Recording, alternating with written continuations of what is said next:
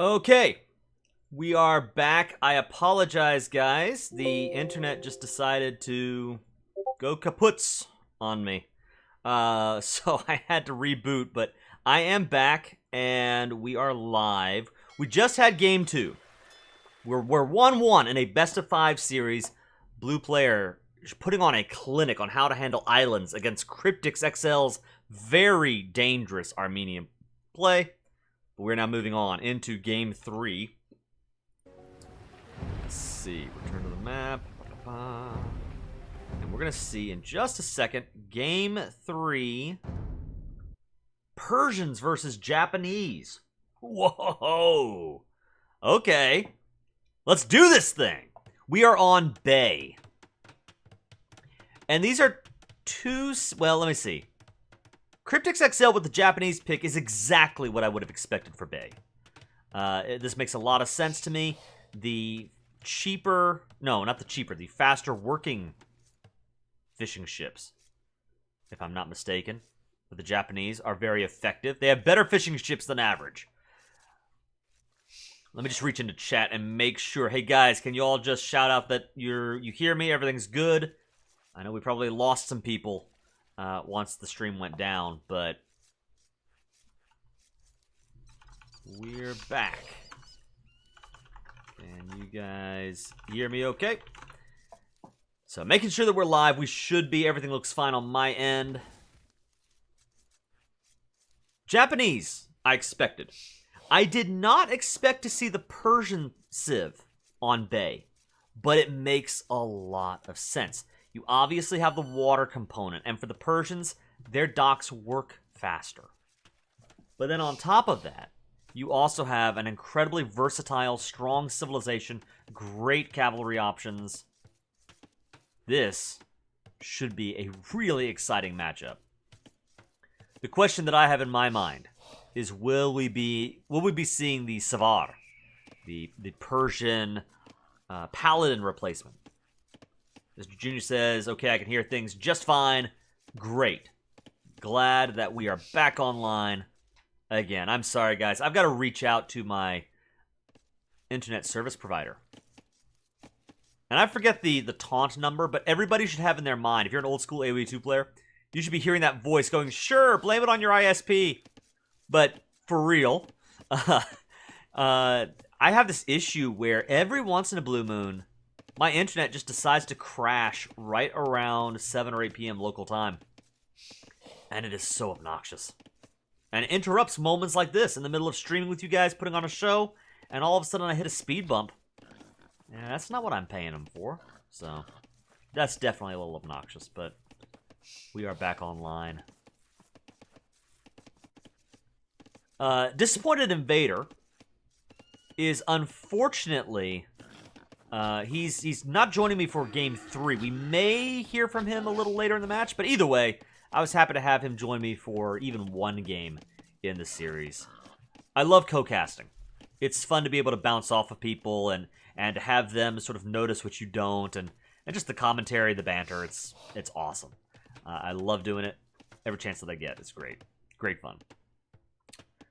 We see a little bit of an early eco lead for Blue Player. That is not a surprise because the Persians, not only do their docks work faster, but so do their town centers.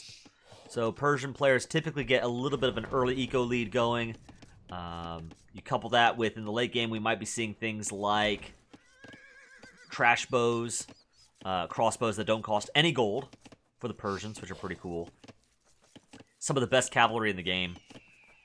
As well. Just a very versatile stable. And you couple that with, again, the Savar now, which is a cheaper paladin. It also does bonus damage to archers. I guess all knights do bonus damage to archers as the Persians, but the Savar does even more bonus damage to archers. You've noticed that Twitch is saying you're playing Age of Empires 3, actually. Oh my goodness. There's always something. Always something. You know, noob caster. I'm figuring things out over here, and let's see if I can go fix that. And the sad thing is, fixing that means I've got to, it'll show up as a whole new stream, but I'm in the wrong game. Let's change that to Age of Empires 2. AoE 2. There we go. Done. It's fixed now. We are in the right room.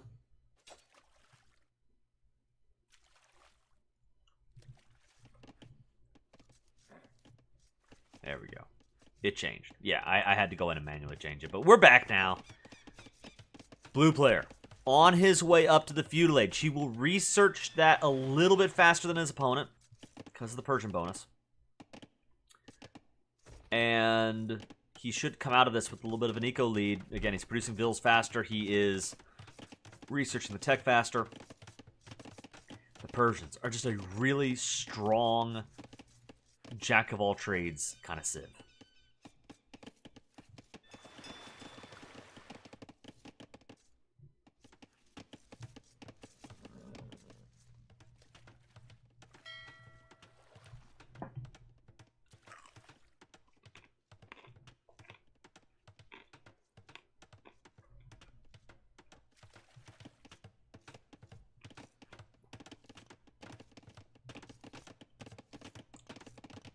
What I'm really curious to see, we saw in game 1. A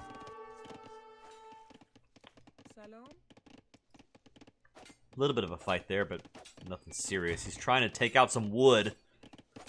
What is it, like 5 wood with the palisade wall? Excuse me. I don't think that's worth it. That was kind of a... That's neither here nor there.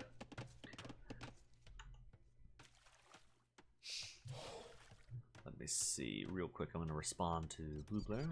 Yep. Back online. I hope he's joining us still. Okay. What's interesting is Kryptix is a player who we saw in game 1 was able to lock down a location very well. He went in with his archer ball. I think the archers were the star of that show, combined with the trebuchets, and he was able to lock down a key location on the map. Whoa, wait a minute. I'm going to interrupt myself. This is huge. We see that the fire galley is out for blue player. Right, so he's getting some early damage. That's scary. And right away, Kryptix is going with the demo raft, the double fire galley. All of this is pretty normal. If you've seen a lot of Bay battling, this should look familiar to you. What is a surprise, and this is a strategy choice right here, blue player is only on the one dock. So that means that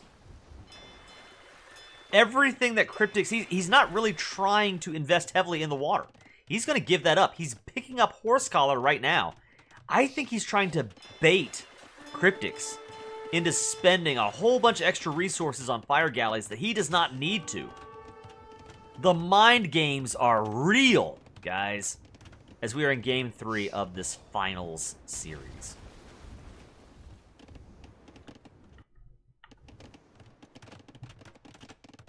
Alright. 20, well, it was 28 bills. Now we're down to 26 because the fishing ships went down.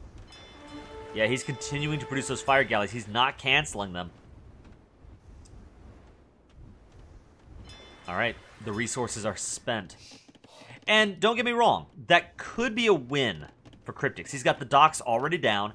Each one of these groups of fish represent 225 food. Except for this one, which is already fished out. So, there's a lot of food that Kryptix will get more or less for free. There's a danger to blue player's strategy here. However, it may pay off for him if, once again, he's going for that momentum play, trying to get something happening early on in the game. He's going to give up water to punch Kryptix in the nose early and fast.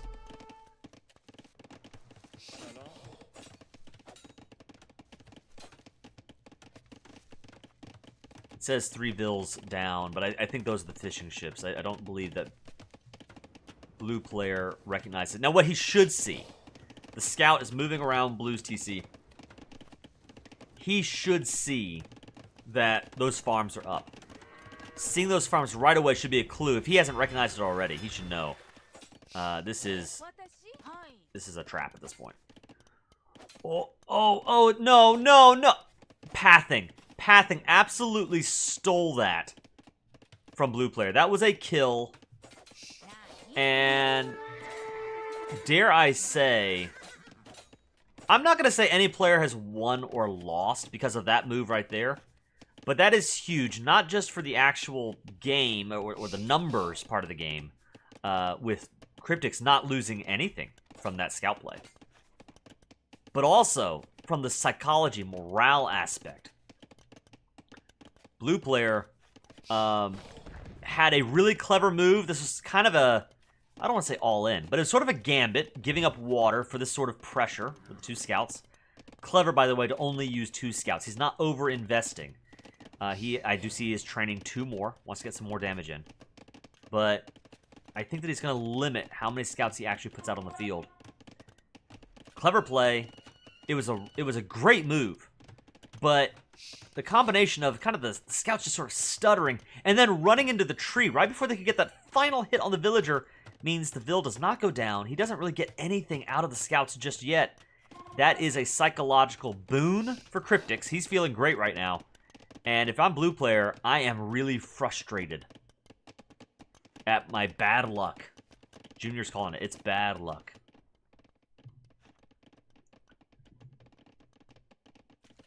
I'm going to go mute for just 1 second. As we watch the game develop here, we're going to see more scouts moving forward for Blue Player. Perhaps some more action on the field. I better not go mute quite yet, because the action is happening here. This market will be interrupted.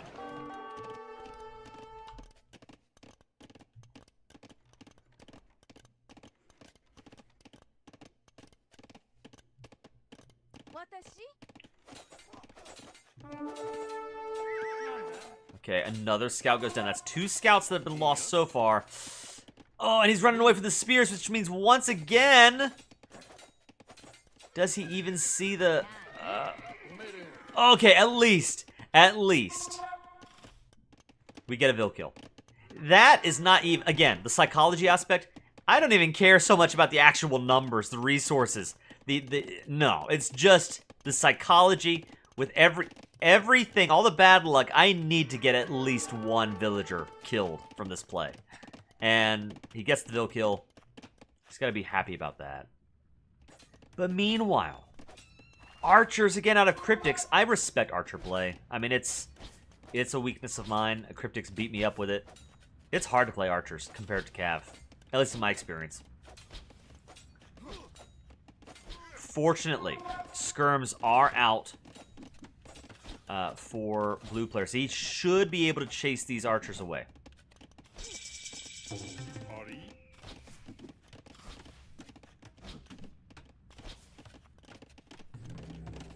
And I like this. All he needed. He's walled up. He just needs 3 or 4 skirms.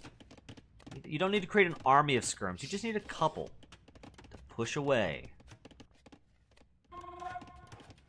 your opponent. We see that Kryptix, by the way, using his fish traps. I love the idea of the fish traps. Good move. Ooh, knights are out. Persian knights. Again, they do bonus damage to archers. Now that I think about it, knowing that Kryptix loves his archer play, I really like the Persian civs against him. That makes a lot of sense. And that's an aspect of the, again, like I was talking to Disappointed Invader about, an aspect of the tournament play that is so fun that you just don't get out of ranked is the ability to research your opponent. Watch those replays. See how they play. Try to come up with strategies to counter them. It's a lot of fun, and it's an experience you cannot get out of regular old ranked play.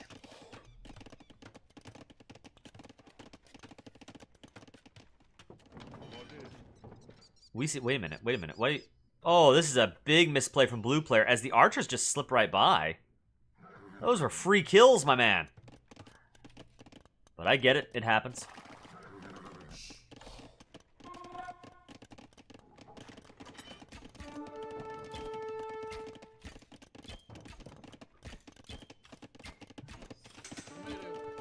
Look, the knights are in. Japanese cav archers are really good. They do bonus damage against enemy archers. So if Blue Player decides to go trash bows later on, Japanese Cav Archers would make a great choice. And they've just become a good unit in general for the Japanese, which is kind of cool to see. I like seeing those Japanese Cav Archers. That was a unit that we did not see as much of before the buff, but now that that's come in, we see a lot more how do I want to say it? Variety out of the Japanese compositions.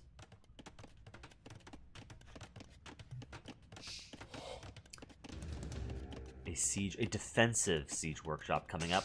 It would not surprise me to see a Mangonel coming out very soon. Great anti-archer unit. Blue player has a 11 villager lead right now. That does include the fishing ships. He has 3 TCs up. Kryptix only has 2. Kryptix does have those extra docks, but he's not using them to produce more docks. They don't really count. Ooh. Those skirms go down.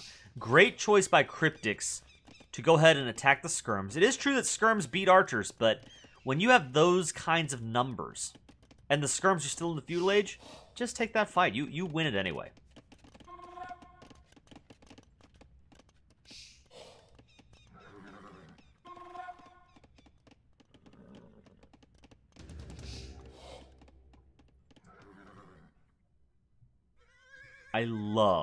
I adore, I am a super fan of how Blue Player uses the living scout, the one scout that survived that earlier aggression.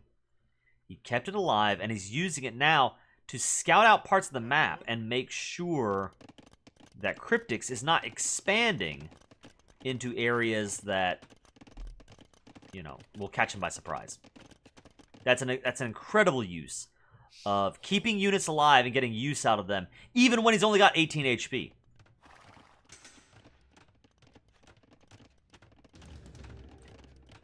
I was wrong. We don't see Mangonel. We see 4 scorpions entering the field.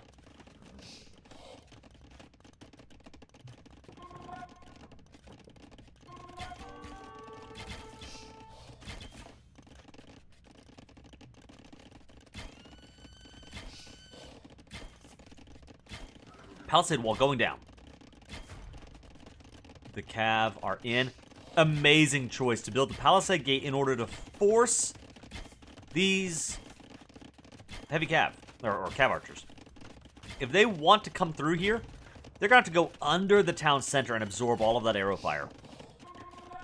Now, you might want to go ahead and garrison that, my man. Yeah, you need to block this up over on this end, too. Good move, good move. He could swing around and try to shut down these houses before they get built, but he's not going to do that. Instead, he has to engage the scorpions. Will he get out, or are they trapped? He's trying to retreat, and that by itself is a win, I think. Blue player has a huge eco lead. The longer this game goes on, the better advantage he has. I think Kryptix needs to find damage now with these Cav archers, lest he fall off to the Persian tide. And right now, with him having to retreat out of that, that was a moment where he could have done some serious damage, but Blue player did not let him have it. Big play. Nicely done. A relic coming in for the Persian player. As our Japanese opponent, the Japanese player, KryptixXL, he's also on 3 town centers now. So, in theory, he should sort of at least stem the ever-increasing villager deficit.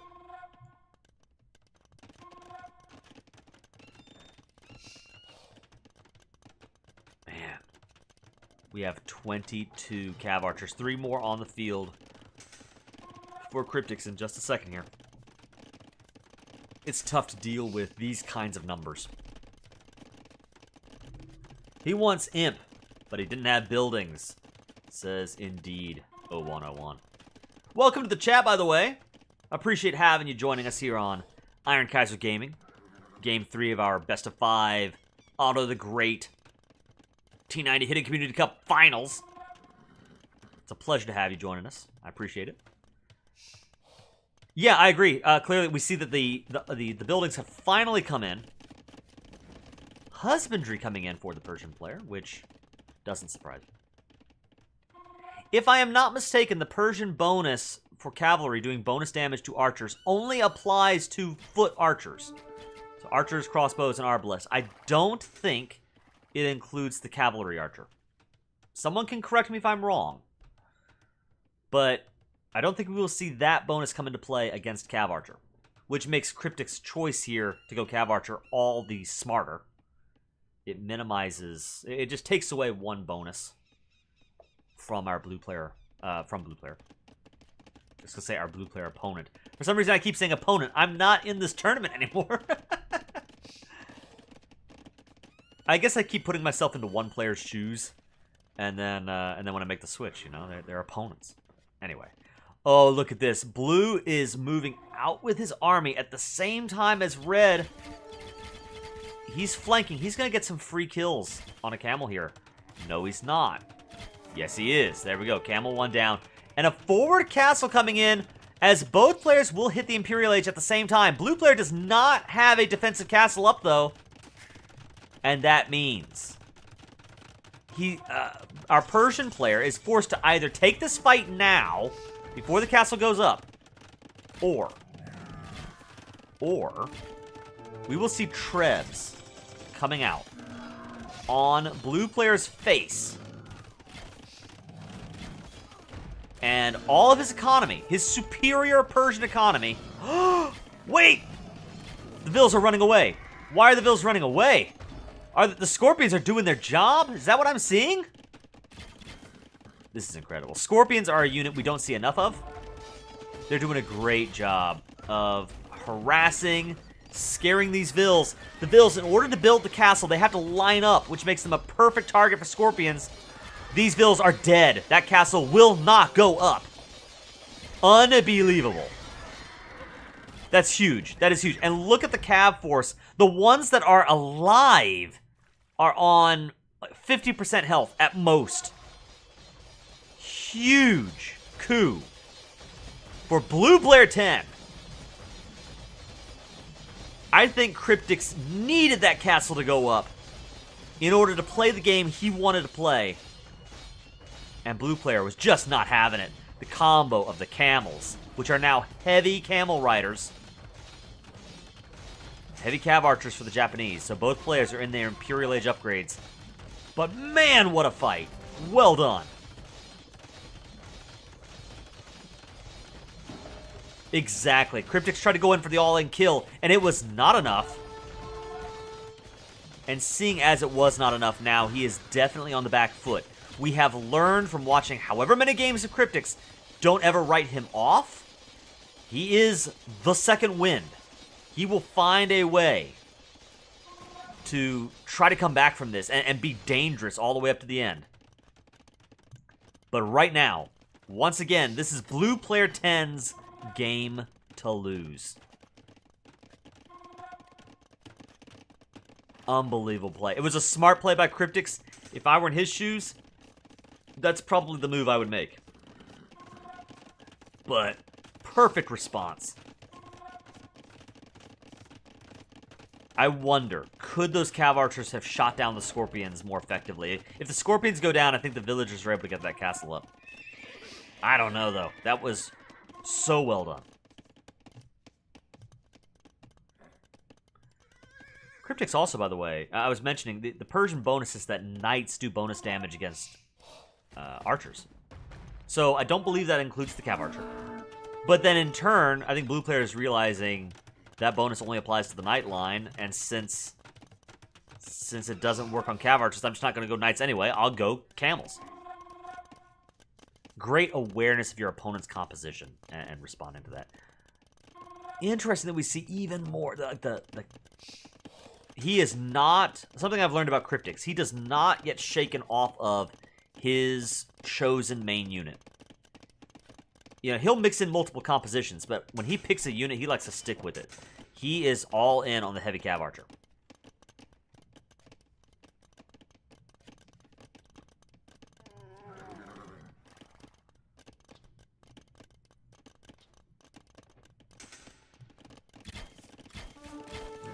Oh, this is a... Okay, okay. Almost surprised we didn't see a fight there. Yes, they are pikemen. They have no blacksmith upgrades. And they're only pikemen. They're not even halberdier yet. As the Japanese, their pikes do attack faster. All Japanese infantry have faster attack. So they have very strong infantry. Defensive castle coming up. One of the ways in which that was huge, by the way, is not just that it shut down a castle that was, you know, in Blue Player's face and everything. It was also the only castle that Kryptix had. Or was going to have. So that means that this whole time that he's been an imp, he's not been able to build any trebuchets. He's not been able to, he has not been able to, you know, research any unique technologies. And that's big. Lots of weak cav archers, he should pick them off. I agree. We see that more scorpions are coming out. When those scorpion bolts hit, there are a handful of cav that will go down in one shot. I think this ball is not quite as strong as it might look like at first glance. By the way, scorpions are going to get buffed in the next patch. They're going to have extra armor. And the heavy scorpion upgrade will cost less. So however effective they are now, they will be even more effective after the patch. You may want to write that down for your own Age of Empires 2 adventures. A really good choice there. The mangonel gets all the love. Everyone loves mangoes. I love mangoes. Scorpion, underutilized. And Blue Player, showing us how it's done. We might see a free scorpion. Yeah, that was kind of sad. If you're going to lose, let him fire a bolt at least.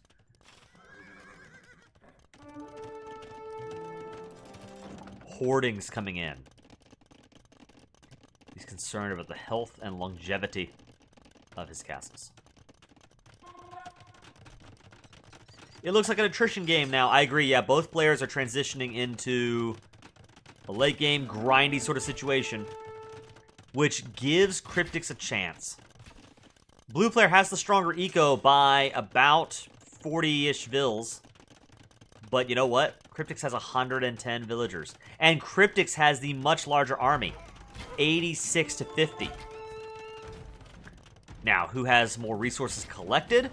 Who has more in the bank? Undoubtedly, that's Blue Player. But I'm just saying. You can't ignore those numbers. As the pikes come in and absolutely wreck these heavy the scorpions. They go down. What's your play now, Blue Player?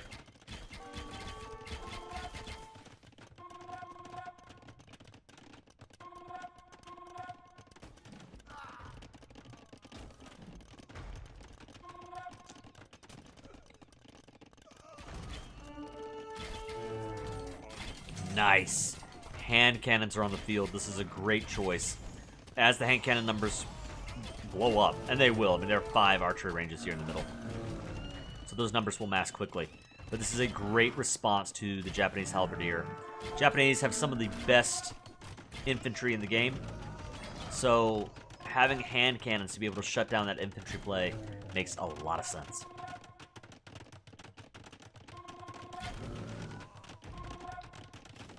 I was pop-capped, not sure how to push out siege. Yeah, I get it. I get it.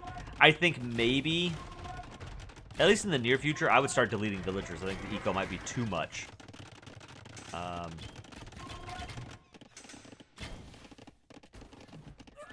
And what I hope to see, if this does become a game of attrition, I want to see castles locking down the belt of Bay.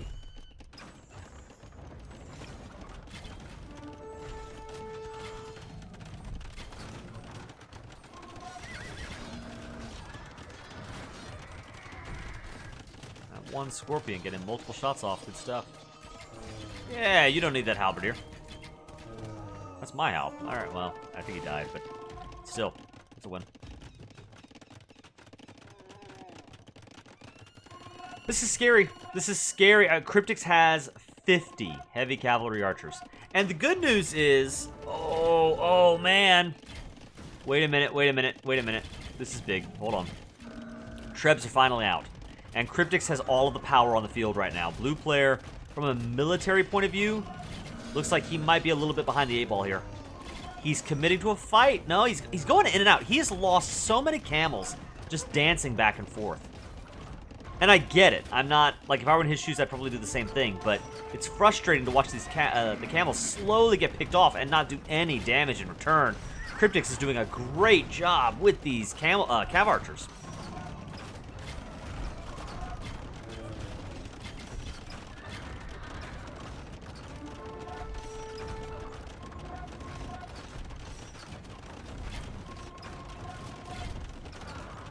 Both players have trebuchets.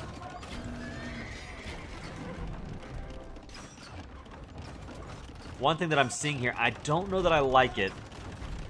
Blue player is using his trebs to shoot at the enemy trebuchets. And because their accuracy just is not that good. Oh, there we go.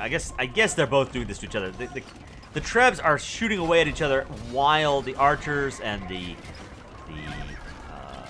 heavy cav archers, they are plugging away. What in the world? What a match. Oh, here we go. There, the castle. That's what we need to see. The castle goes down. And that means that these cav archers no longer have the protection that they once had. I did not like the Treb versus Treb sniping. But taking down the castle is the play I wanted to see there. Indeed, 0101 saying Kryptix is off of gold. All of these heavy cav archer, that's all he's got left. As they fall, so do his chances in this game.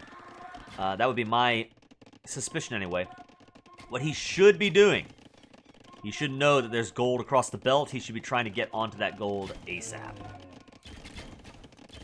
I wonder if he even realizes that he's out of gold. Meanwhile, blue player, I mean, he's got thousands of gold in the bank. Well, I say thousands. He's got his 1,000 gold in the bank, alongside thousands of food. And he is still plugging away with gold miners. Oh, will we see this castle, an attempted castle? Will it go down? Maybe.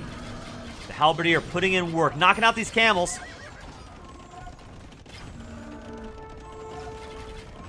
He is forced to, you know, again, he's kiting. Backing up and running, backing up and running. The camels getting some damage on those cav archers, but they will go down to the halberdier eventually. And he's not able to take the trebs out. This is still militarily pretty scary. This is scary for both players. Kryptix has no gold. As he continues to lose these units. Nice, we see the gunpowder tech for the Persian castles have come in. So the castles are shooting bullets instead of arrows. But this is scary for both players, because for blue player, that's a huge force of heavy cav archer, and he keeps throwing camels into the grinder, and I just don't think the camels are doing the damage he wants to see them have. Blue player saying in chat, I lost that other castle foundation 2 games in a row. I did see that, but I thought you might have deleted it. That stings. Still, you've got enough stone for yet another castle. I think blue player's losing a lot of units here. We see that he's lost 206 to 180. It's not terrible, but Kryptix has the advantage there. And right now, there's a 30 military unit deficit. But on the flip side for Kryptix, the eco is running dry. In this game of attrition, he's running out of resources. If he can't make this work, he may be out of it. Nice, we're seeing scorpions coming back into the fray. Blue's eco in general, chef's kiss, doing a great job. That's exactly right, yeah.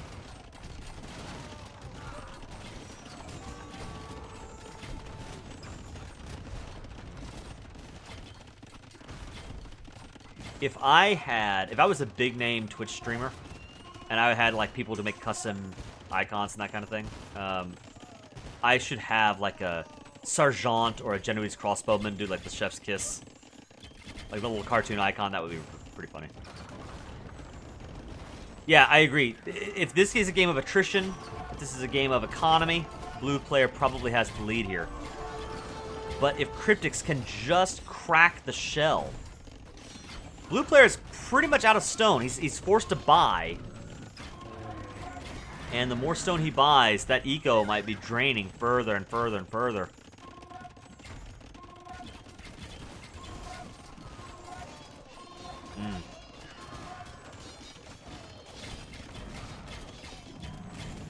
You know what? The day I start making some money off of Twitch, yeah, we can. Then we'll talk about that. Yeah, I like that idea.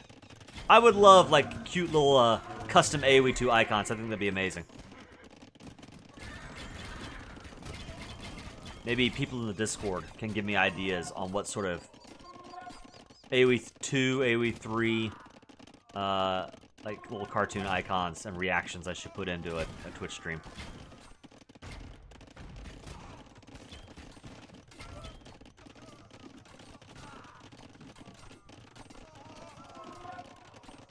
This is big.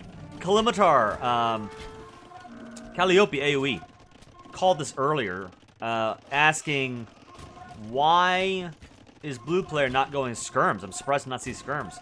And we see right here, blue player has made the play into elite skirmishers, doing a great job. This is chewing up the Hal. It's going to chew up the Cav archers, and yeah, this is countering everything that Kryptix currently has on the field. A fantastic swap. Something else to highlight here. Good on blue, claiming the right side of the map. Yeah, the belt over here. I think that Kryptix needed to be on that belt in order to win this game. And in fact, what we see is actually blue player claiming the resources on the map. Oh, this is dangerous. Persian bombard cannons. 6 of them. One good volley from those bombard cannons could be devastating for those Cav archers. It's already a problem.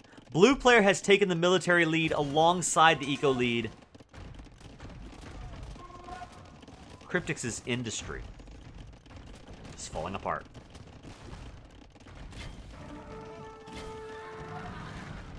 This is one of those situations where I think blue player has this in the bag. I don't know how you can come back from this as Kryptix. Like, even if we were to select, let's pretend we were to take all of these units right here and delete them. He accidentally hits delete, they're off the map. That would give Kryptix some breathing room that he would need badly, right? But even then, blue player has the ability to get the skirmisher mass back up and running. And he's just so much stronger from an economic point of view. He has control of more of the map. He's claimed more of the critical resources. Yeah, look at those. I think he's distracted. The Cav archers are going down.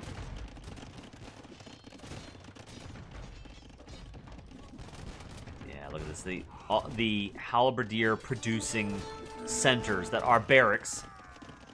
They're all going down. A nice switch here, a necessary switch. Light cavalry on the field.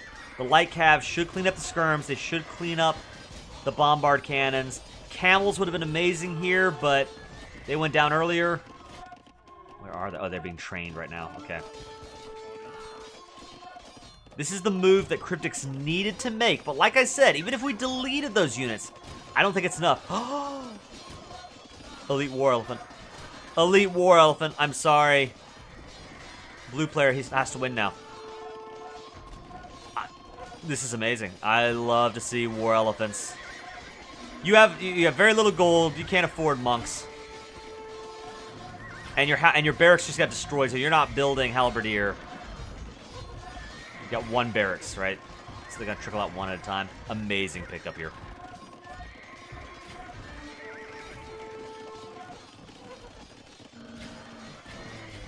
Elefantos. Mr. Junior 2 says it's kind of like a reverse of Game 1. Kind of, except in Game 1, there was a moment where I was thinking blue player won it. And Kryptix got that second win. In this game, Kryptix had momentum and advantage. I never felt like BluePlayer was like had lost or was losing. I felt like he might have been on the back foot, but it is very similar. I'm not trying to be argumentative, but I think that I think BluePlayer has had a firm hand on this game throughout the whole experience. Kryptix had momentum for a moment, but the glorious, majestic, elite war elephants should bring this thing home.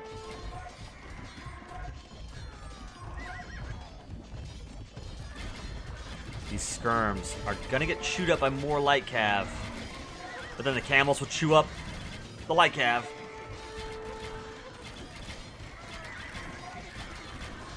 Okay.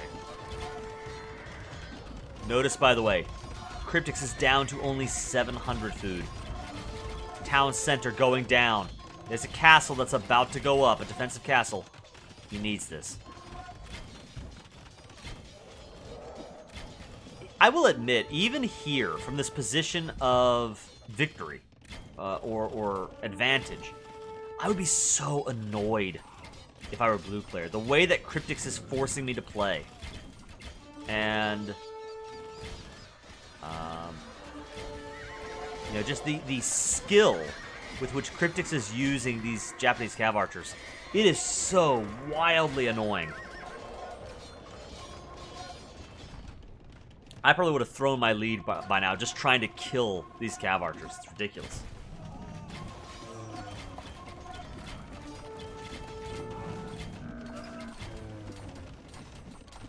But, I mean, still, in spite of all of that, I don't see BluePlayer coming back. I mean, I don't see Kryptix coming back from this. I think he's good with these cav archers. I don't think he's that good. Exactly, that was my thought too. I thought the elephants would say it's time to resign. Let me tell you, BluePlayer, that's the message I got. The message I got was, okay, it's time to give up. I'm not saying I would have, but I definitely felt what you were communicating there with the elephant archers. With the elephant archers, war elephants. It's the maneuvering of the cav archers that get you. Yeah, absolutely. They're fast, they're strong. Something that I learned in AoE 3 land from my time with Mr. Junior the other day is how dragoons and cav archers and light cav can be used so effectively in that game as kind of an all-around unit. I normally think of them as just an anti-cav unit, but they're good all around. And here in AoE 2, cav archers are some of the strongest units in the game. Incredible mobility, incredible damage when you get them massed up. But you know what they can't deal with? They cannot deal with a horde of skirmishers protecting bombard cannons.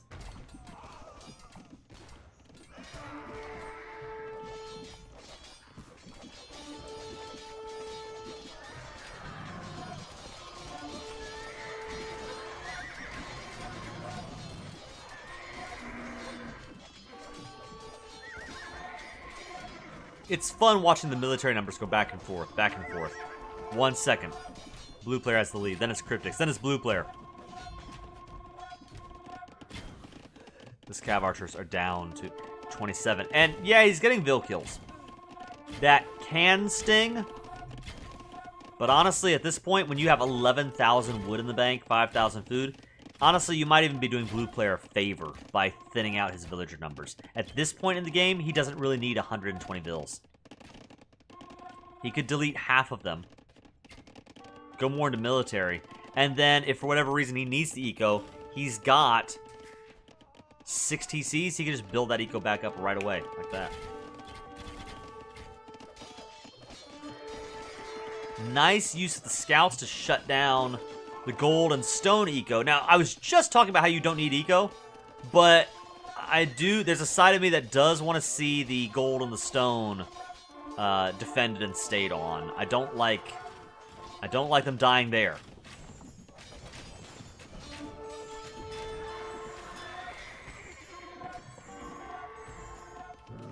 Kryptix is down to only 400 food. And that's both a sign of how his economy's taken a hit, but it's also a sign of how he is continuing to use Every last resource he's got. Whereas Blue Player here, you know, he's stocking a lot of resources in the bank.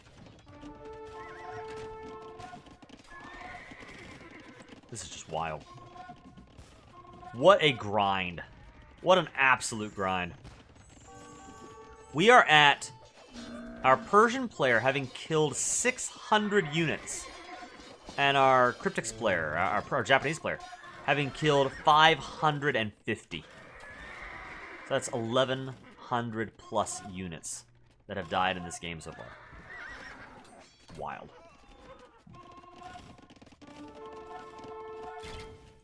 Back in Blue's base. The eco is getting destroyed. Down to 80 vills, which again, in my opinion, may actually not be a bad thing. You're freeing up population space to get more military out. And at this point in the game, I think that's a good idea. Now, as sort of a counterpoint to my own statement, you've got to make sure you have a lot of food banked up if you're going to make that move. And with Blue Player only having 700 food in the bank, he may actually have some trouble. You know? If he loses the vills, he cannot replenish them quickly. Because he's got to put those vills on farms, get the food going again. Wow, look at that. Once again, he takes, what is that, one heavy cav archer dies and he runs away. So annoying. So incredibly annoying. We see trash bows. Trash bows are out for our Persian player. They are crossbowmen. They're obviously not arbalests, they're not Imperial Age units, but they are crossbows that do not cost gold. He has picked up that technology, I am certain. And unbelievable, guess who has the score lead? It's Cryptix. At this point, Cryptix is just trying to wear out Blue Player. I will tell you, if I were Blue Player right now, I'd be worn out. I would be annoyed. I would be... my skills would be slipping. All of a sudden. Those cav archers must die. That's right. And they're just not dying. They refuse to die. These skirms would love to get on the cav archers, but instead, the light cav. We're trying to move in. Light cav of Blue Player's own are there now. Blue Player has room for another castle, and I'm really curious to see where he puts it. I will assume that he will put down another castle. But will he use it defensively to maybe shore up some of his weaknesses against the cav archers? Or will he play offensively with that castle? Maybe try to lock down some core part of Cryptix's base. I think at this point, Cryptix has mined out so much of his map. There are no more trees. There's no more gold and stone over here. Even here, he's only got a handful. Like maybe 1,000 and some odd gold left. A little bit of stone. That's it. And then it's all just trees. Cryptix is slowly but surely running out of trees. Blue Player, likewise. But I think he had the stronger eco. He's got a lot more wood backed up. 6,000 for red, 10,000 for blue. It's attrition. And it's...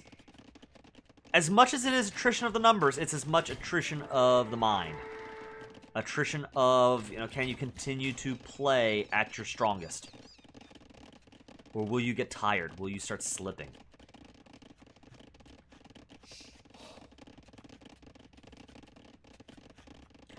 One thing that is really helping Blue Player, I've not really called it out a lot, but this is a big deal, especially at this point in the game. All of the gold is gone. Where are you getting any gold left? You are getting it from the monastery. Blue Player has 4 relics right now. Cryptix has 0. In fact, there's the last relic sitting unused in Cryptix's base.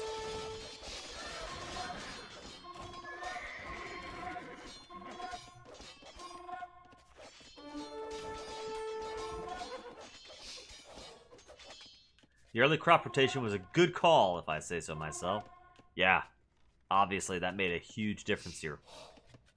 It's not the kind of thing a lot of players will do. If the game had ended early, it wouldn't be that big a deal. But here, in these sort of grind-fest games, yeah, that's big. Well done.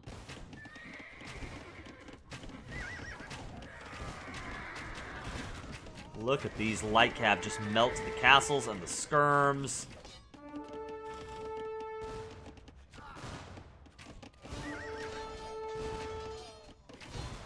Unbelievable. Unbelievable. Wild. Both players are at the moment at just about equal eco. They have almost equal military numbers. That's absurd.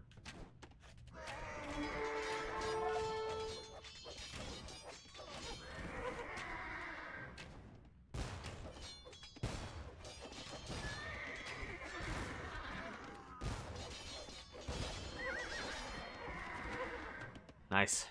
Nice. I'm exhausted and I'm just watching this thing. That's incredible. This game, guys, what in the world?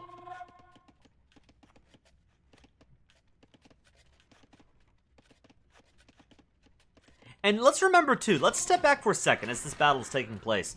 And let's think a little bit about the meta game, the larger tournament strategy here. This was Kryptix's home map, right? Because Kryptix won game 2. BluePlayer won game 2. So Kryptix took his opponent to Bay. Both players are playing incredibly. This is a series worth casting. But only... It looks to me like BluePlayer is actually going to win this. And it's one thing to lose a tournament game. It's another to lose a tournament game on your own home map. This has got to be hard for Kryptix to call here. He doesn't want to call it, but all of these units will die. All of these halberdier will fall. And BluePlayer has the food to just build those cav units right back up. Yeah, they're wasted.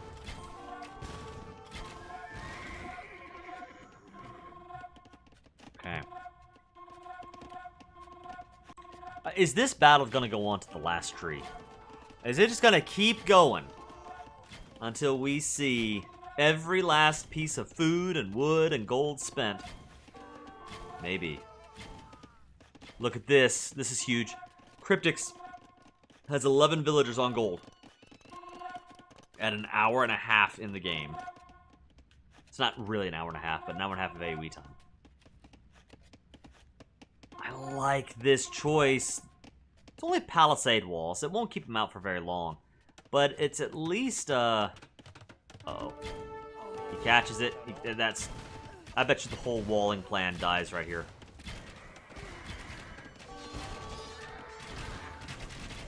I like the idea of walling up, funneling cav archers in, although palisades won't really do the job. I'll tell you that right now.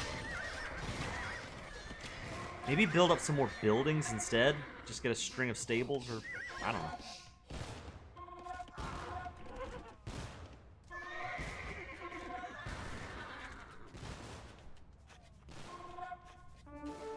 These light cav are desperate to find some damage, but Kryptix is just throwing units into the grinder.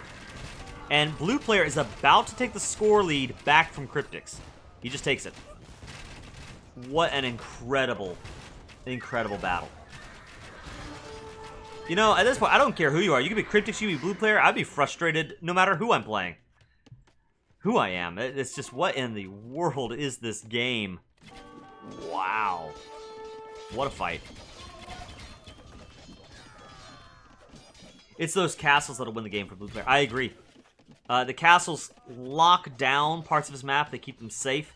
It forces those cav archers, which are really the one strength Kryptix has, is that group of cav archers. And that just goes to highlight, by the way, how good those Japanese cav archers are. But it highlights how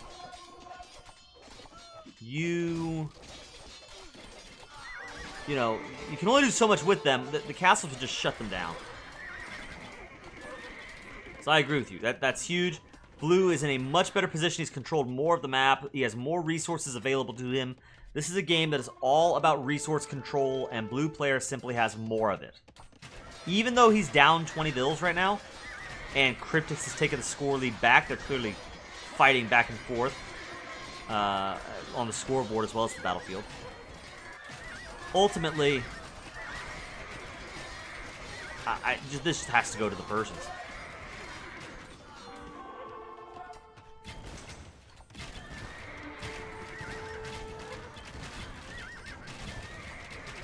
these Cav Archers. I'm impressed to see the trash units coming in, distracting, doing what they're just dying more or less, but they're pulling his army so that the Cav Archers can continue to harass and annoy. Oh my goodness, big shots from the bombard cannons. We're down to 19 heavy Cav Archers. And he will replenish those units. He does, thanks to the gold. Thanks to the gold that Red was able to collect.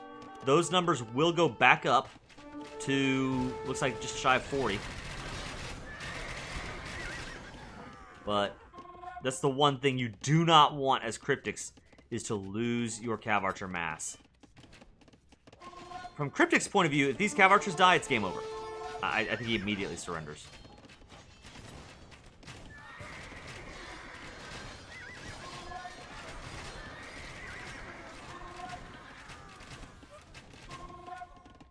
Addictive Me, welcome to the chat. The longest game you've seen so far in Hidden Community Cup. And you know what?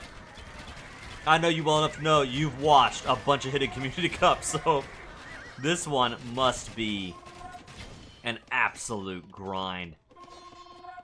I was saying at the beginning of the series, I was applauding both players for showing real tenacity. And if any game is going to demonstrate the tenacity we see out of both players, it'll be this one.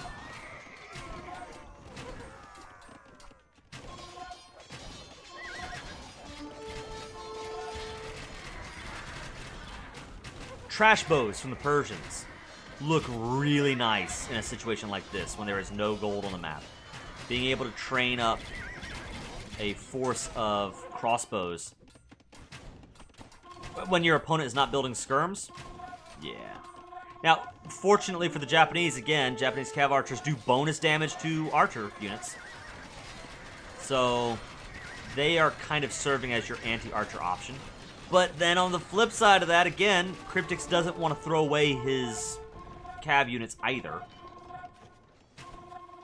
So I don't know that he'll actually be using them for their anti-archer bonuses, because as soon as these units die, like a good force fire, targeted fire from the bombard cannons may spell disaster. No. Fire on those. Dude. Fire on. What are we seeing here? What? Kill heavy Cav Archers. You can do it. I believe in you. Come on. We're down to 25 heavy Cav Archers. And once again, Kryptix is out of gold. The scoreboard is jumping back and forth. Who's actually winning this? Red, blue, red, blue. At this point, both players won't resign, only to get defeated. Sunk cost is too high. Yeah, I mean, I think ultimately that still worked out for Blue Player. I mean, he's down to 19 heavy Cav Archer. But I think with a little bit more micro, he could have pulled more off there. More heavy Cav Archer would have gone down.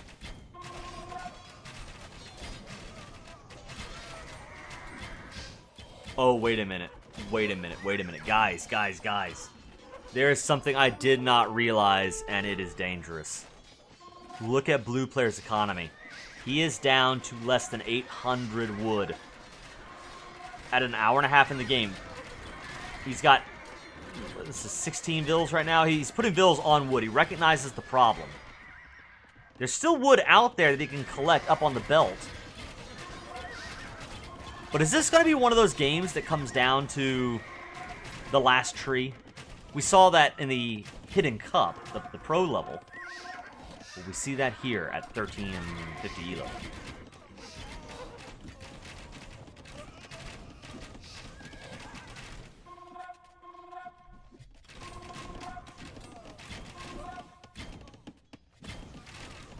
We see Kryptix making skirms, which makes sense. It's highlighting how much of a threat those crossbows are.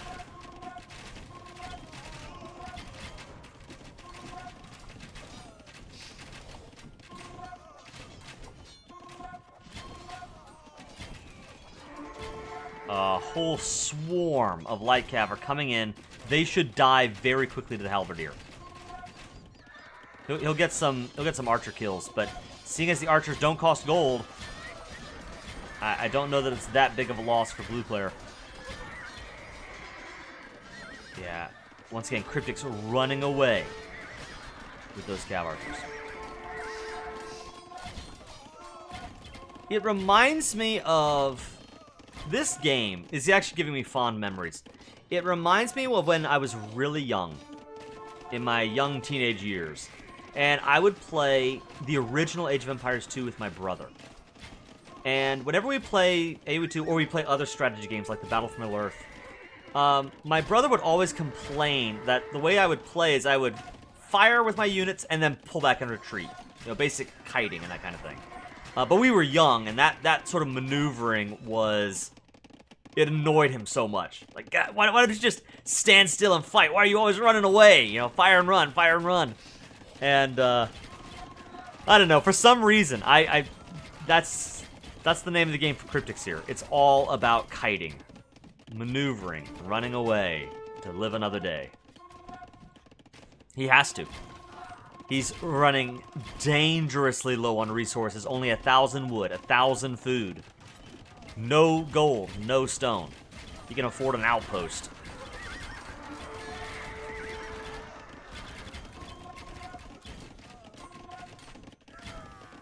And so that means that even the trash units now are starting to get expensive. Eventually, you hit the point where you have no more wood. You have no more food. And what happens then? You can't train any more skirms. You can't train any more spears, pikes. And so you start falling apart.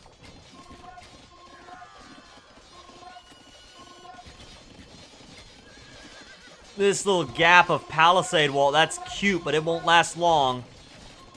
Like Cav are in. I don't know how much of a difference that makes, but they are in.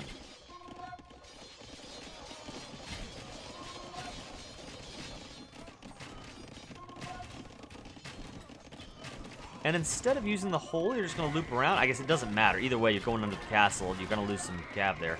And you're going to run right into the halberdier? No, you're not. Meanwhile.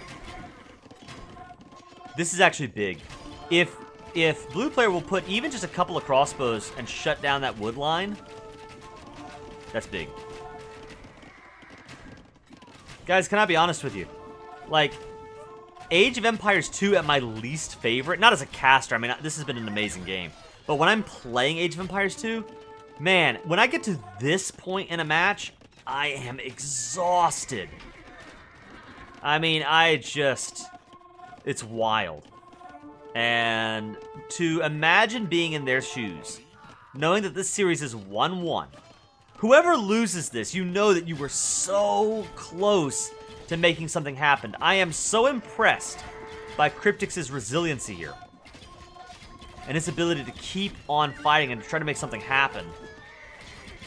Whoever loses this, you're going to feel like you were so close to winning, and then you need to go again and fight again after this? Oh my goodness. It would be just very, very exhausting. At this point of the game, I don't mind losing. I just want it to end. Yeah, I totally get that. What is KryptixX going to do about those castles? Good question, Mr. Junior. He's not. There's nothing he can do against those castles. I mean, you have no resources for a battering ram, let alone a trebuchet, let alone any other good option for castles. Because of, you know, those relics, which have continued to trickle in the gold. KryptixX, Blue Player, is able to afford gold units. He's able to afford things like Siege. Oh my goodness, yes. This is the play right here. This is so good. The capped rams have so much pierce armor. They're going to do a great job of ignoring the heavy cav archers. If anything else comes close, the halberdier will take care of them. And with only 300, 400 food on the field.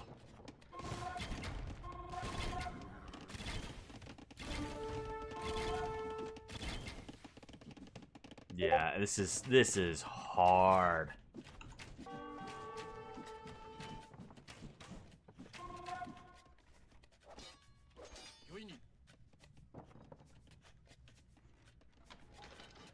Yeah, no.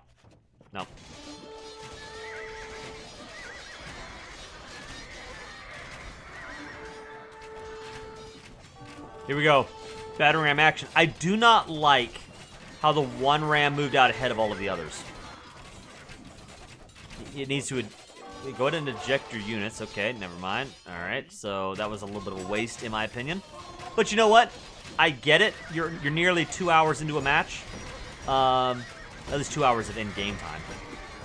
So I understand not having your micro on point, but yeah, you take out that blacksmith.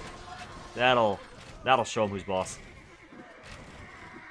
Let's go ahead and knock that castle down. That's what I'm doing.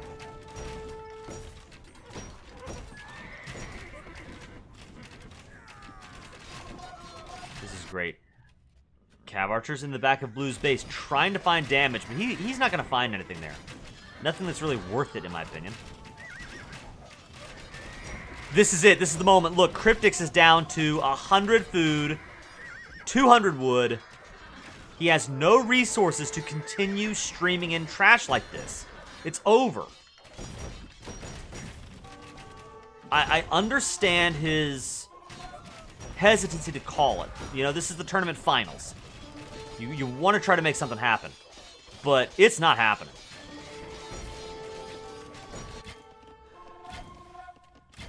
Right now, even as I say that, Kryptix has a higher bill count. Oh my goodness, this game is crazy. Commence operation, end the game already. Yeah, again, for my AoE 3 fans, this is where, you know, you're thankful for the trade post victory. That's not a thing in AoE 2. No, sir. You have got to knock out your opponent to win the game.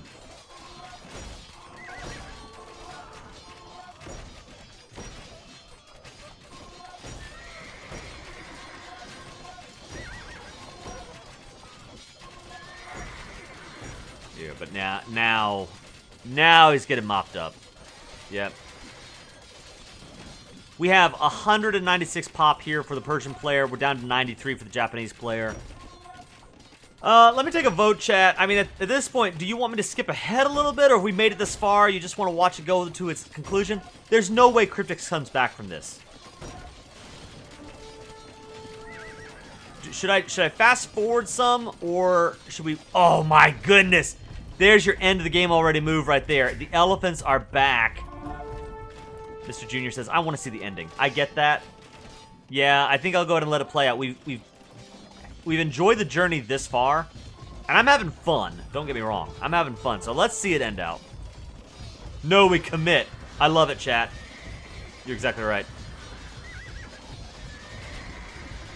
I just worry sometimes. You know, I want to put on a good show, so if it's, you know, I want to touch base with you guys, but yes, I agree. There it is. Kryptix calls the GG. Oh my goodness. Wow. That was incredible. Blue player, if you're in chat, man. Kryptix, wherever you are out there. Man. What a game. What an absolute game. Oh my goodness. Look at where's the wood? Where's the wood? How much? Okay, hold on. We're going to zoom out. How much wood? Guys, there are 7 trees on the map. 7 trees. That is 570 wood on the entire map. Are you kidding me? Okay, there's tenacity, there's resilience, there is sticking to it. And then there's this. What on earth?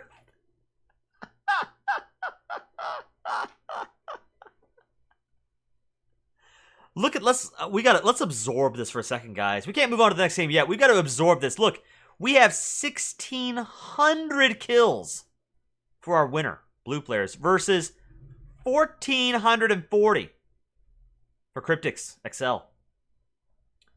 40,000 more resources. That's nearly 220,000 resources for blue player versus 170,000 for Kryptix.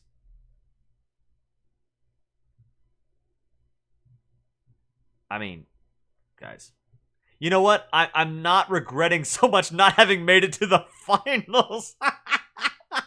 What a match. was that? That was incredible. Unbelievable. Way to bring it down to the wire. You know what Blue Player was able to pull off there? Let me give him some kudos. Because he did something that, again, in my shoes, I probably would not have done. Which is, he had a lead. He held on to the lead.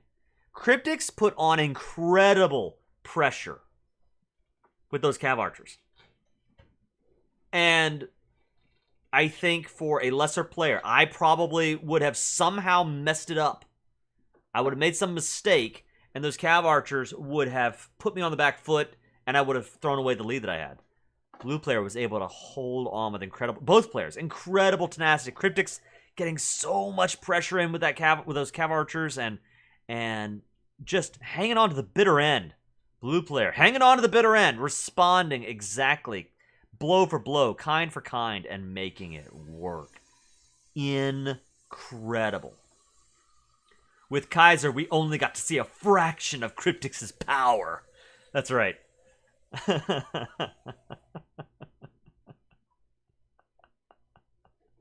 That first castle deny was so important. Yeah, if we could rewind the clock, and I don't have pro capture age, I can't do this.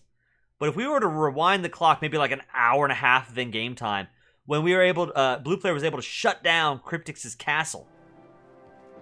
That was wild. That was huge. All right, guys. We are now in a 2-1 situation on a best of 5. If BluePlayer10 wins the next game, he takes the series. But Kryptix, again, my nickname for him is the Second Wind.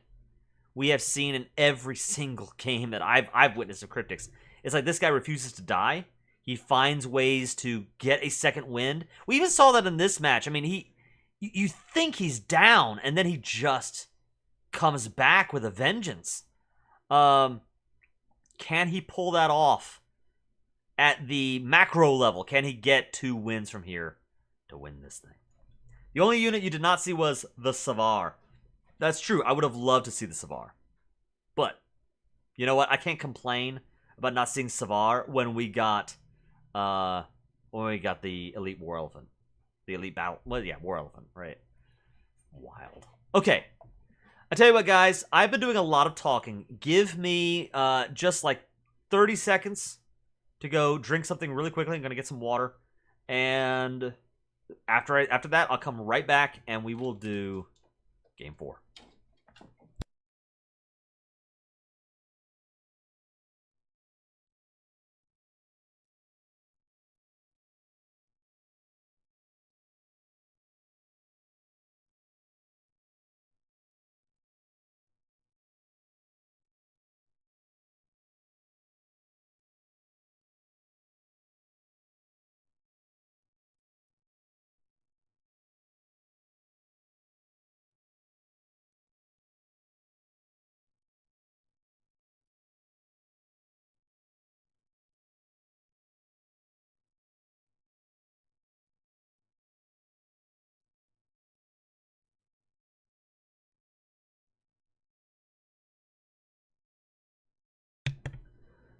Alright, guys, I'm back.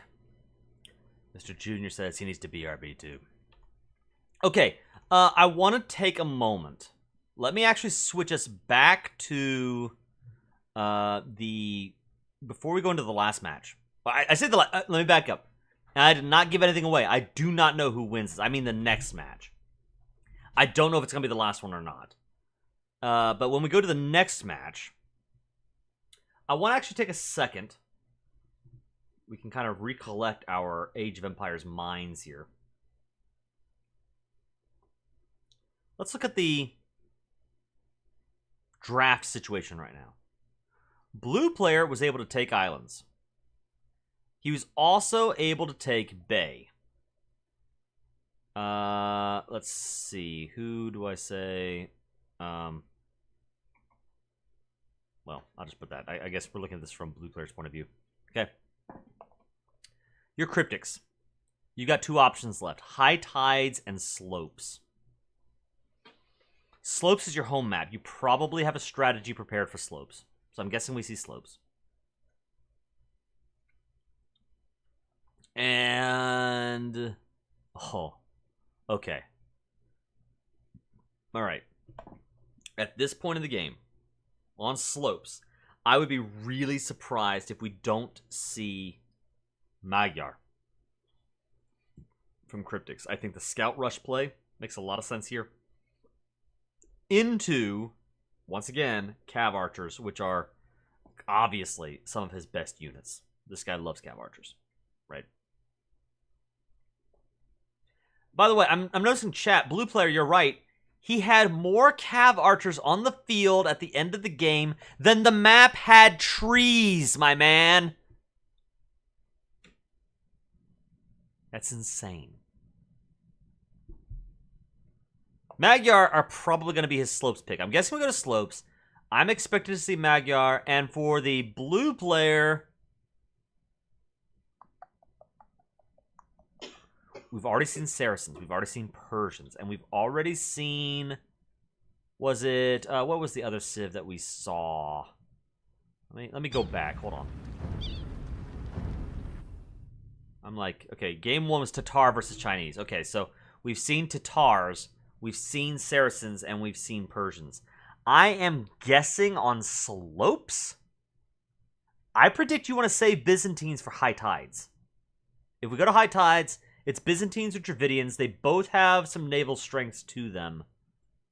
I think he probably picks Byzantines. Especially if he thinks the game is going to be like game 3. Then you want cheaper trash. Georgians makes a lot of sense here on slopes. I think Tatar would make sense, but he picked them in game 1 already, so they're done. So I think we see Magyar versus Georgians on game 4, which we're going to boot into right now. Go back to Capture Rage.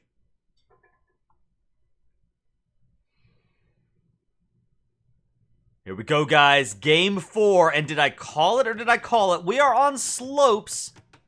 KryptixXL in the red, playing as Magyar versus BluePlayer10, playing as the Georgians. Both cavalry civilizations. I expect to see Cav play from them both.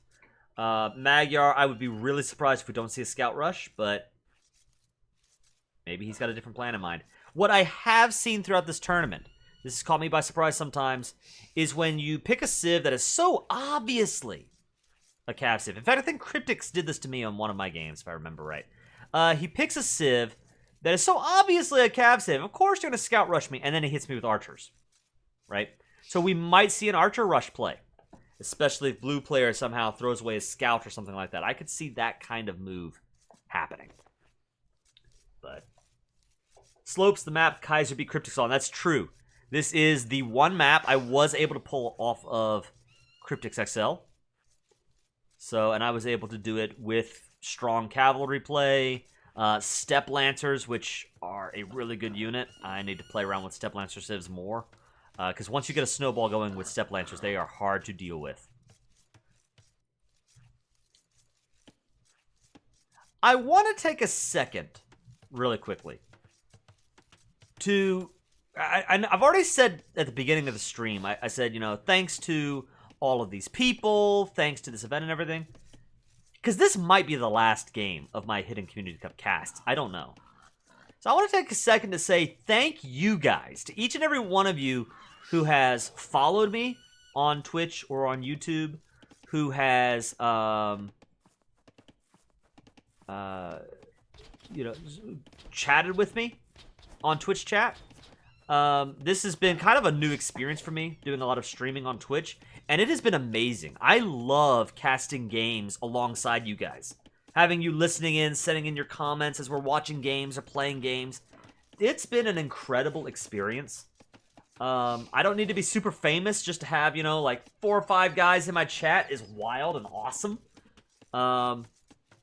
So, I want to say thank you to you guys. I hope... If you, let me put it this way, and I'm not just trying to be a, you know, a content creator guy or anything. I mean, I'm being serious as a guy. If you really want to see more of this sort of casting in AoE 2 or AoE 3, if you want to see more tournament exploits or whatever, please do consider following along on Twitch or and or subscribing to the YouTube channel, and just letting me, just let me know that you want to see more of this kind of thing, because I've really, really enjoyed this.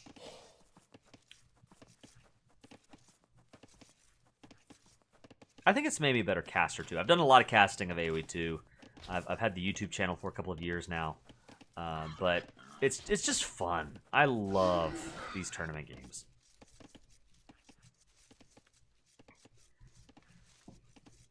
Addictive Me says, HCC has been so fun. It's so sad that it's coming to an end. I want another one already. I did hear that they're going to be booting up another, some sort of community tournament in the near future. I think in June, if I'm not mistaken.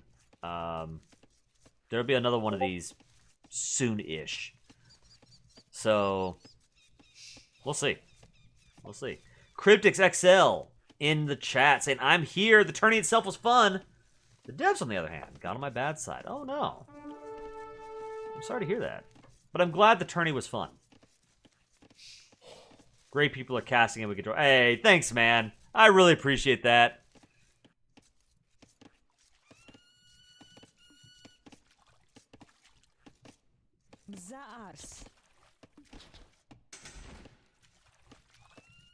Okay, let's take a second. I'm going to get all weepy and emotional talking about it in Community Cup. Oh, no. Let's get back into the game for a second, all right? We see a small villager lead here for the Magyar player as he's going up on 19 vills. Blue player, in the meanwhile, going up a little faster on 18 vills. A barracks coming down. Will we see scout play from both players? Scouts versus scouts? Let's break down what that looks like. The reason why the Magyar scout rush is so strong is because as soon as you hit the feudal age, you get the blast furnace upgrade. You have that. I'm sorry, blast furnace. You get the forging upgrade. Every tech up, you get the attack upgrade, the melee attack upgrade right away. So you're able to just strike fast with your Magyar scouts in a way that other civs, you got to put down the wood to build the blacksmith, and then you've got to put in the food to research the technology. It adds up. It takes time. It takes resources. The Magyar don't have to worry about that, at least early on. They have that timing attack.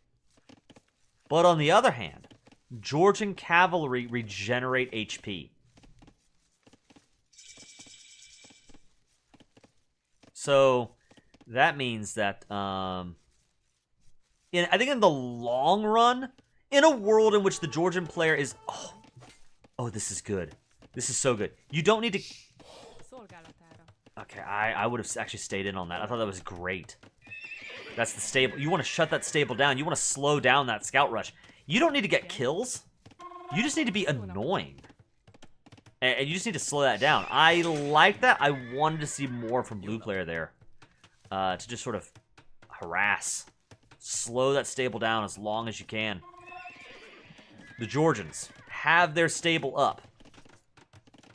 And scouts are already on the way. We saw Blue Player try to get some damage in with the scout rush in the last match. I don't know that it was that effective that time. But this is a map that is more conducive to this kind of play. And last time was partly just some bad luck. I think it could be eventual Cav Archer again, seeing as they did so well last game. Blue Player says, I tried 11, haha, but my micro is bad. I mean, hey, again, I get it. I've been in your shoes. So I know what you're saying. As I'm casting games and I'm saying, he should have done this, I am certainly not saying that I would have played it any differently in the moment. And ultimately, the Spearman came out. You maybe even saved the Scout, which might be better in the long run. Good move to pull the villagers back. Not letting them get caught out along the wings here. And a clever move, which I think I saw in my own match against Kryptix on the in our battle, is he did not go out into the wings. He's not collecting the food along the sides, which makes sense. I think that's a clever play. Ooh. Ooh. The spears will... Oh! Scout down! They run right into the spears. That would have been a nice trap, but a little slow on that.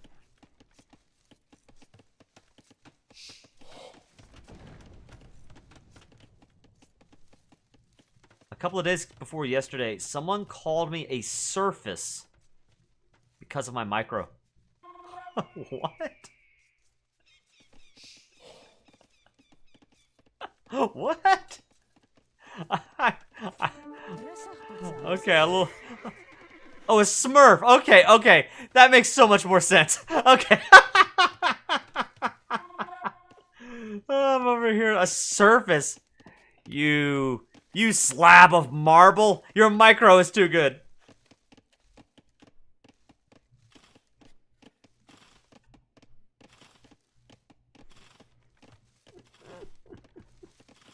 Nice, nice. Oh, look at this. All right, the scouts are in position, and the good news is they're not attracting the attention of the spears, but they're also not doing any damage either. And if you're doing a scout rush, you're trying to find some damage. Both players have an equal... I mean, they both have the same strategy, right? They're both running around with scouts trying to find damage. The ecos are identical. Right now, these players are... neck and neck. Okay, he did lose a scout there. That stings. I don't know if that was worth it, but do not underestimate what he just accomplished there, destroying 2 farms before they were even built. That is 120 wood down the drain, and in the early game, 120 wood is huge. Ooh, good fights, good fights. Some villagers will die. But I think he actually needs to go ahead and take that fight. Yes, yes, yes, do this. Come on, come on, come on.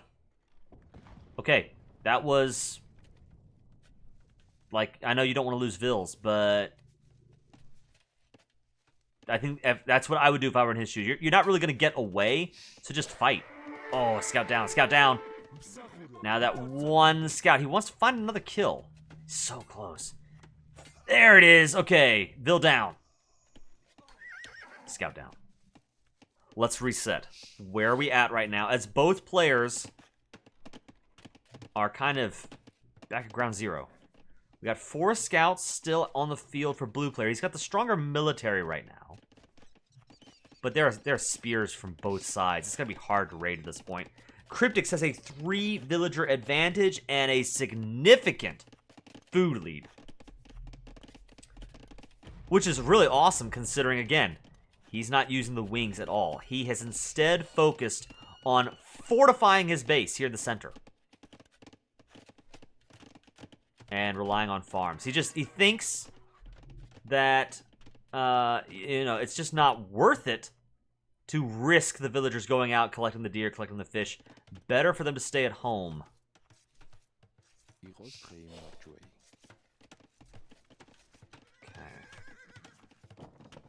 Right now, Kryptix, I think, is in the better situation. Just from eco-balance point of view. I mean, he's got more... Well, okay. They're tied on food, but he's got way more in the bank. He's got more on wood. He's got more on gold. I suppose that blue players' food bills, because they're using these fishing, the fish and the deer, they will collect faster, and he's not having to spend wood on the farms. I say even as he lost the 2 farms earlier, so, you know. Yeah, I think that Kryptix right now is in the better position. I will be shocked if he does not hit the castle age first. There he goes. He's on his way. He is Magyar, and I think we could possibly see an early... No. I was wondering whether we were going to see maybe some knights from him first to try to massage his way into Cav Archer, but no. We should have known. We got to watch the last match. This is a man who loves his Cav Archer.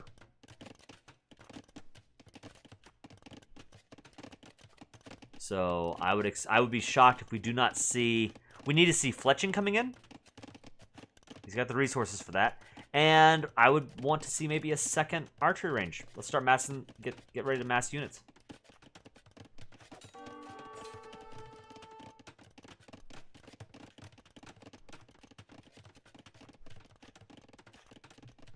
It'll be interesting to see what Blue Player's strategy is. He's got scouts out right now. He's continuing to apply pressure. One thing that neither player realizes, there is a hole all the way in the back corner here. Those scouts could just loop around and get some damage in. Blue player, oh, he's talking about the farms. He said, I did delete one, I'm pretty sure. Let's assume that he did. That you did, right? That makes sense. In which case, yeah, then he would have lost 60 wood. Even so, I think 60 wood, it stings. It's not fun. Scout is in. Oh no, does not accomplish anything before dying. Those spears have moved forward. Normally, I would think this is a really bad idea. Because the spears, they're so slow. They're really not good offensive units. Oh, the hole! He found the hole. The scouts are in. He could shut down some of the gold for a little while. This is a good move for Blue player. He needed this. A second TC coming up for Kryptix. Well done. Like mirroring each other. These guys are mirror opposites of each other so far. Blue player building a second TC on the same side of the map.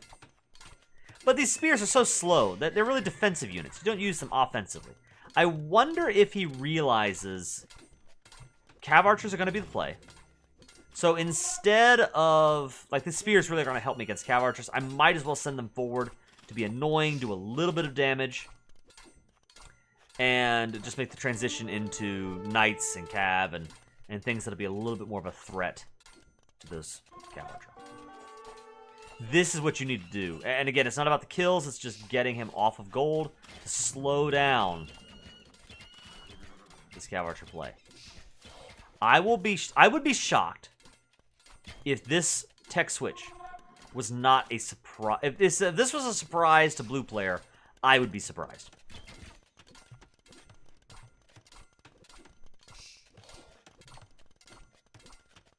Good job splitting up the scouts from Blue. Yeah, we saw that in game 2. His ability to control the Navy and split them into groups. Wild and really, really annoying. If you were Kryptix, I got you say, in game 2, that Islands game, wow, that had to be really, really annoying. In the best way, of course. When I say annoying, I mean that with all endearment. A third TC coming down for the Georgians. Let's see if we're going to see a third TC coming in for Magyar.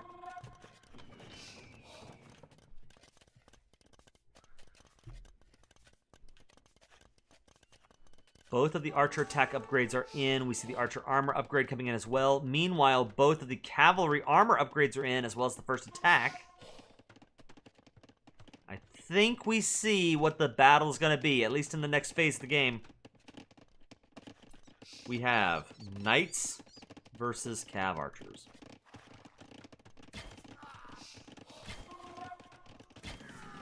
Psychologically, the pressure has to be on for KryptixXL right now. He knows if he loses this game, it's over. And BluePlayer10 will be... He will claim the crown of Otto the Great and be the Hidden Community Cup Otto the Great champion. But I don't think you can ever bet against KryptixXL and his Cav Archer play. It's wild and very, very effective. So let's see what he's able to pull off here.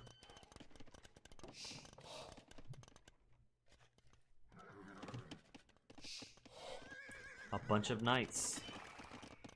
And what's interesting is he's not using those knights defensively. He's going for the counterattack. Those fortified churches are going to come in clutch What a great way of defending your base. The Cav Archers will have a harder time finding damage if these fortified churches are allowed to be spread across Blue's base. And considering that for the Georgians, fortified churches improve the gather rates of nearby villagers, that's a big deal. Oh. Oh, here we go. Here we go. This stings a little bit. This is villager number 7 down for Cryptix. What's impressive is, even with losing 7 villagers, the eco is just about tied. Blue player only has a 3-vill lead right now. Those, yeah, the spears have no armor. I get running away. That may be the right call, but if you're going to run away, don't do it because of the spears. Remember, too, with the Georgians, they regenerate HP. So any unit we see here that is, you know, somewhat damaged, like this guy right here, if he's allowed to just rest long enough, he's coming back to full health. You don't need a monk. Monk! I don't need a monk! Blue player making the switch over to skirmishers a lot faster this go round than last time.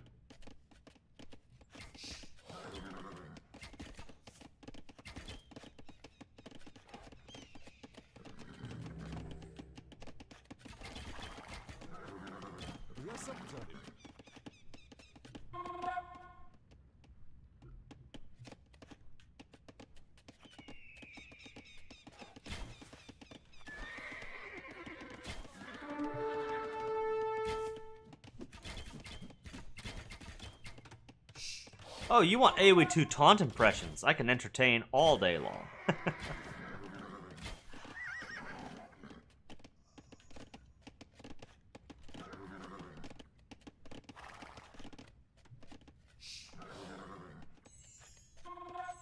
You know what's funny is, of course, we all know the Age of Empires 2 taunts, right?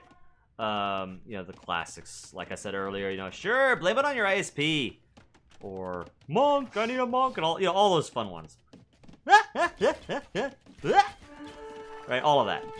But the one that sticks in my mind is not even Age of Empires 2, it's Star Wars Galactic Battlegrounds. And for some reason, the voice line, I require extra resources. That is just stuck in my head. All of these many years later, since I first played that game. It's ridiculous. Let's jump back into this match here a little bit. Blue player is up 1,000 resources collected. He's got 4 more villagers. But once again, Cryptix has a military lead and a disgusting mass of heavy cav archer. Well, I say they're cav archers right now. I'm casting my vision into the future. I have this sneaking suspicion he may want to get heavy cav archer in the future. These knights are dead, right? There's a little bit of a micro misplay there. Oh, no, they're alive. Oh, I think that must be a misclick. He accidentally shot them both once instead of shooting one twice. So, wow. Yeah, it's like this imperial, you know, officer or whatever. I require extra resources. I think he said that for, like, where we have food, please, gold, please. I think he said that one line for all of them. It was a fun game, a fun spin on Age of Empires 2. It would be really cool to see Star Wars Galactic Battlegrounds Definitive Edition. I don't know that we will ever see it. I don't know what Disney thinks about, you know, the Star Wars license, and if, you know, if they ever want to hand it out for a remake of that old game, but that would be pretty cool. They had some really cool things, including some stuff that once upon a time Age of Empires 2 did not have. Like, you can garrison sheep in mills. Whoa! Right? Well, now, of course, we have the Gujaras, but once upon a time, that was wild. They have spaceships you can fly around with, in addition to infantry and tanks. And so that means they also have anti-air towers, and there's some different strategies that are pretty neat. And then one of the things that's actually pretty big, which I suppose they have now with the fortified church, you had to build power generators around your base in order to make your buildings produce faster. And you could power up shield generators, which gave kind of an extra bar of HP, a regenerating, replenishing bar of HP on top of your buildings and maybe even your units around that shield generator. They had some cool ideas. The meta would look extremely different in Star Wars Galactic Battlegrounds compared to AoE 2. I don't know how competitive it was, but it was definitely fun to play with as a young boy. And what's cool is that game, it's being modded to this day. You can download, like, once you get Galactic Battlegrounds, you can download the Expanded Fronts mod, which is basically like a super expansion pack created by fans. So they've brought in a bunch of civilizations from the sequel trilogies and the prequels, and you know, they just like a lot more than they put into the original game. It's pretty cool. It's pretty cool. We see death and destruction in KryptixXL's base, as all of a sudden, BluePlayer has killed 25 villagers.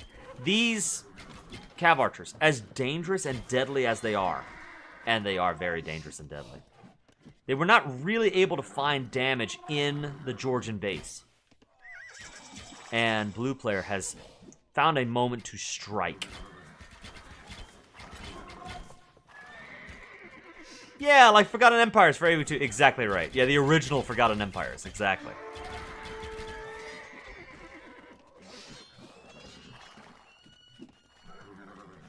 I think it would be very similar in that if Star Wars Galactic Battlegrounds Definitive Edition were announced, probably some of the first fan requests would be, hey, can you get these guys mod because it's so good? Can you make it official?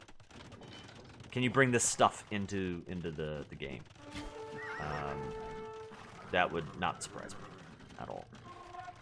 But I'll tell you what, as fun as that mod is, and it's amazing to see how fans, like, I love mods and the creativity of fan bases and that kind of thing.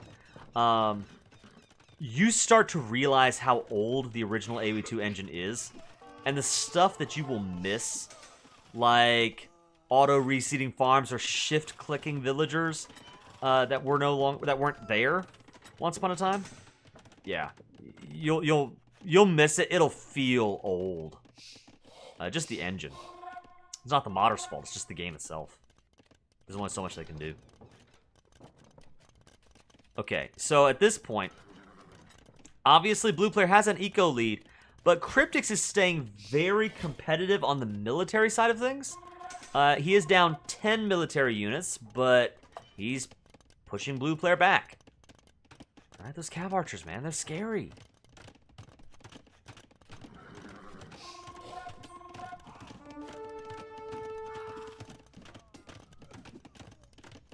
Yeah, exactly. Is he going to try to slip through or just kill some villagers right here by the town center? Alright, some free picks for Kryptix. Kryptix with the Pictix.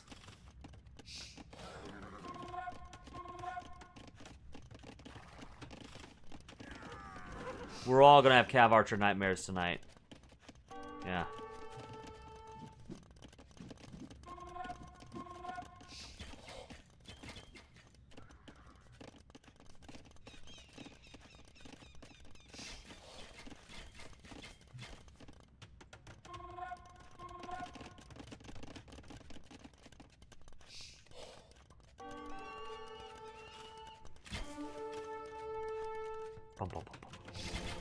Fortified church. It's awesome, man. And I think I didn't realize it when I was looking at the cast, you know, Magyar versus Georgians. When I saw the matchup, I did not piece this together until I saw it in game. But I think the Georgians might be an amazing pick because of the fortified church. Just being able to throw down these monasteries that only cost wood, but can hide and protect these villagers. Pretty good. KryptixXL says, I won't. Fair enough, fair enough. I think maybe Cav Archer Nightmares or Cav Archer Dreams, right?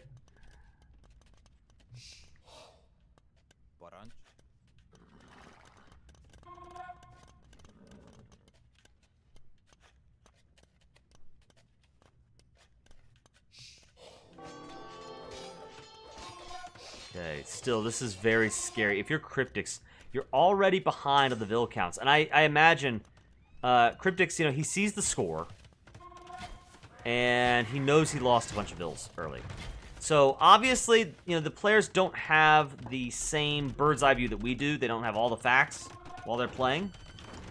But, you know, depending on who you are here, there we go. Oh, nice, nice. This is really big for Kryptix, as he is shutting down a third castle for the Georgians.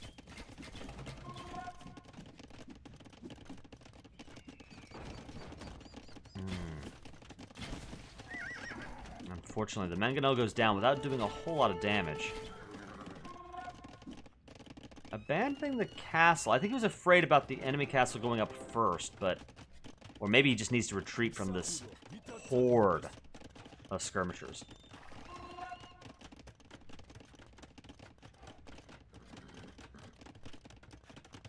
Okay, I like this more defensive castle play. That's really good. Yeah, he wants to press in and do damage. He wants to raid. But it's a hard thing when you're the Georgians. You got the fortified church. They're everywhere.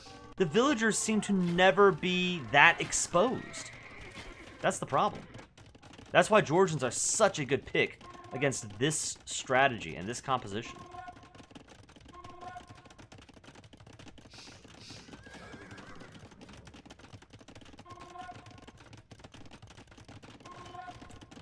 Oh, this is gonna sting. We got 4 trebuchets. They're putting in work here. They're good. So here's the thing. Not only do I have 4 trebuchets, there are 4 trebuchets on a hill. So they're doing bonus damage to the castle at the bottom of the hill. Gravity is a cruel mistress. As the castle goes down. Kudos to anyone who gets that reference. But, so that was the Magyar's own... Well, no, never mind. Got the castle back there, so... No doubt. I didn't see it come in, but I would be shocked if the Magyar Imperial Unique Tech has not come in already, making these the best heavy cav archers in the game. It gives them extra range, extra... I think extra attack as well, if I'm not mistaken.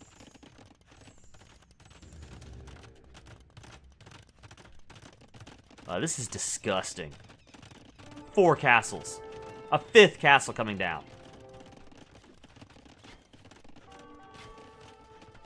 I don't know if it's the guy who voiced it. I don't really know that.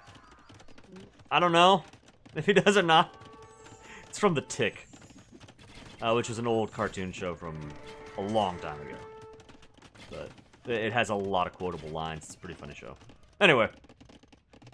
You're not here for old cartoons. You're here for Age of Empires 2. As we see the heavy cav archer. Such an old man. Yes. Yes. I don't deny it.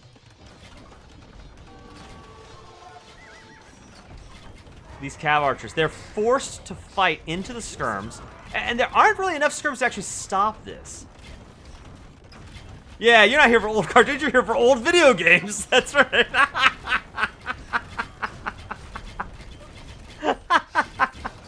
That's so true. You know, I didn't think about that. You're right.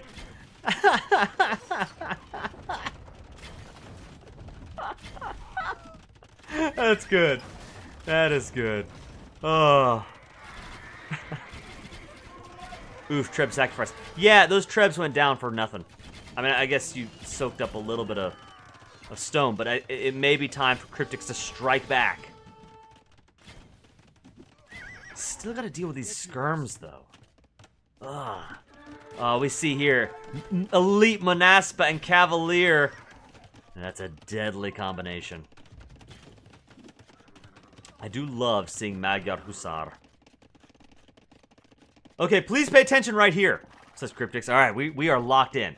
We're not talking about the tick. We're not talking about OT. No, we're watching this battle. Okay.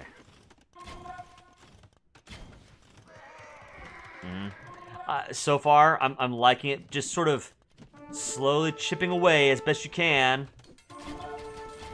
Dancing around those knights. If BluePlayer's not careful, he may lose a lot of his army here. Yes, the Manaspa are in Red's base, but I think this might actually be a play that Kryptix wants to make. Those skirms are dying to the castle. Oh, it was... What? Oh no, wait a minute. We're down to 10. 10, 9, 8. Heavy Cav Archer.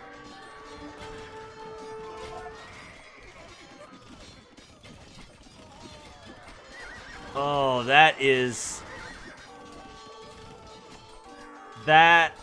unfortunate. GG, well played. Guys, that is T90's Hidden Community Cup. Otto the Great. GG, well played to both players. So, I mean, here's the thing. Let's break this down for just a second. Kryptix, you have nothing to be disappointed about as far as just like you built a reputation, not just in my games. I mean, you beat me up, right? But then against BluePlayer, what we saw in this series, you were a monster. I mean, there was some beast play in all four of these. And I'm not just trying to hype you up. I think chat would agree. Like, you were an incredible opponent. And, like, I'd say virtually every game you lost, there were games where you were just indomitable. It felt like, can this guy die? And, you know, you developed a nickname on the stream as the Second Wind. You would constantly pull off these second wins and pull yourself back. And it was just very impressive. Really, really impressive play. I know I've said... I said when I lost my set against Disappointed Invader, I said, you know, that's the kind of series you want to play. And even when I lost that set, I said, I can't even be mad because that was epic. That was awesome. And Kryptix saying, mind you, I came back in groups from being down 0-2 in sets. Exactly. Going from being down 0-2 in sets to making it to the finals and putting on this kind of show, that's insane. So, nothing but respect from Iron Kaiser Gaming, okay? Having said that, BluePlayer, oh my goodness, man. At the same time, like, the strats were on point. The aggression was on point. The economy was on point. So well done from both players. Guys, this is it. This is why the DE devs are on my bad side. It's because of that move right there. Yeah, I hear that. You know, with hindsight being 2020, and I'm not saying, like, I would not have done this in my own... If I were in your shoes, I wouldn't have done this. I'm just... If we could rewind time, get out our time machine, I wonder if we had ungarrisoned the Vills, and then we could, like, garrison in the heavy cav and just sort of shoot them to the other side of the castle. Maybe some move like that would have... I don't know. It was a tough situation to be in, anyway. But, yeah, I hear you. But BluePlayer, exactly. BluePlayer had to fight tooth and nail, but he really did his homework. I agree with Mr. Jr. exactly. He had to fight hard, and he did. He did his homework. He had the strategies. He had the combination of the eco, the micro, the macro, the aggression, the defensiveness. And ultimately, you made him, Kryptix made BluePlayer work for every single win. But BluePlayer worked for it, and he pulled it off. And You know, I say he deserves it. He deserves it. Not saying Kryptix doesn't. I'm just saying BluePlayer does. That was some seriously impressive gameplay. And I don't know, if it had been me in the finals against either one of these guys, well, I mean, obviously Kryptix beat me, right? But even if I could take a second round against Kryptix, I don't know if I could take him. Kryptix, like, in this series, that's disgusting. BluePlayer, I don't know that I could beat him, man. These guys deserve to be here in the finals, and what an incredible show. What an incredible showing. Guys, thank you so much. Let me just wrap this whole, not just this stream, but this whole T90 Hidden Community Cup tournament up.